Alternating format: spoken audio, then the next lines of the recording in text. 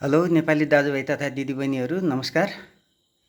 अब चोरहरूलाई चाहिँ सत्तामा पुर्याउने काम चाहिँ नगर्नु होला कुनै पनि हालतमा। यसमा चाहिँ नचुक्नु होला। यी चोरहरूले चाहिँ फेरि सत्तामा गएर मोज मस्ती गर्नको लागि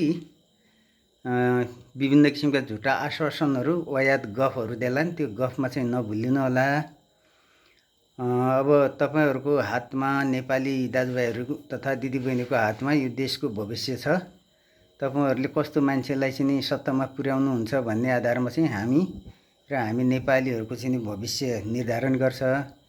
त्यही भएर चोरहरूलाई कुनै पनि हालतमा, बदमाशहरूलाई, भ्रष्टाचारीहरूलाई कुनै पनि हालतमा सत्तामा नपुर्याइदिनु होला।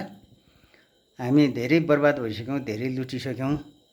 अब पनि फेरि यो भन्दा चाहिँ बढी लुटिने काम भयो भने हाम्रो जिन्दगी, हाम्रो भविष्य, हाम्रो सन्तान, हाम्रो देश नेपालको भविष्य बर्बाद हुन्छ। त्यही भएर अब चाहिँ एकदम विचार मनन गरेर, सोच विचार गरेर मात्रै कदमहरू चाल्नु होला। भोलि भोट दिने कुराहरू पनि आउँछ। भोट दिने कुराहरू चाहिँ राम्रो नियत, राम्रो सोच भएको मान्छेलाई, यो देशप्रति, जनताप्रति माया भएको मान्छेलाई दिनु होला।